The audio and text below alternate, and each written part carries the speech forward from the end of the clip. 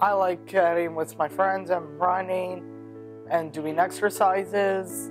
They make you work hard and then show positive, and they make you feel like welcome as a person.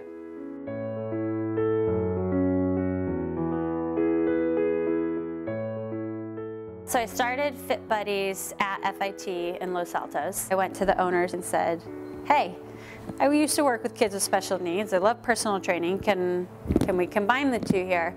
They were beyond open to it.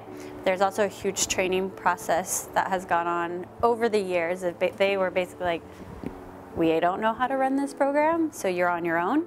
I just had a fascination for autism and understanding the kids as kids and not as somebody that we're trying to make them to be, but who they are, and trying to bring out their strengths and their qualities and their quirkiness and accentuate off of that versus focus and dwell on what they can't do. My initial reaction, I think, was curiosity. I didn't know it was possible, you know, and Jen, through her expertise in the past, she described this sort of wonderful environment that it could create for me as a business owner and for other people around that could just enjoy the energy and the excitement of someone with special needs working out right alongside you. Inclusion is real important because from the standpoint of the person with the disability, they don't really see themselves as having a disability most of the time. I know my son doesn't, so when people sort of treat him differently, he doesn't quite understand. And they like to feel included because they're social, and that helps with their sociability, and it just helps their self-esteem, and it makes them understand that they're not freakish or, you know, or just being excluded because people don't like them or something. You know? The area that I want to fix and or improve are the resources that are available to adults with disabilities. And even, I mean, resources for kids with disabilities isn't perfect by any means, but the adult population, it's kind of sickening. Aside from the Special Olympics, there wasn't really much for them to do. Special Olympics at the time, and it's a great organization, but they're very focused on individual sports, which is great. But aside from that, we needed something for them that they could do every day. A lot of people think, oh, they have an intellectual disability, they can't move as well either.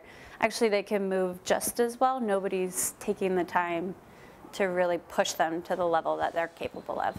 Eric, who, when he started probably like 3 years ago now, I'll never forget grabbing his hands when he first walked in the door, and just, I mean, my heart sank. I had been running the program for a couple years at that point, but that was the first moment where I was like, I don't know if I can help him. I don't know.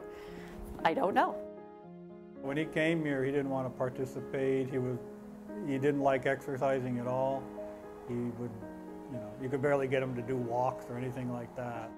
He's been dancing, hip-hop dancing, for about maybe 3 years. That's where the working out really helps him. And once he realizes how much better he can break dance when he's fit, he's been much more motivated to work out. 3 years later, he's now out there running 5Ks, he's doing pull-ups like you wouldn't believe, burpees, everything the rest of us are doing.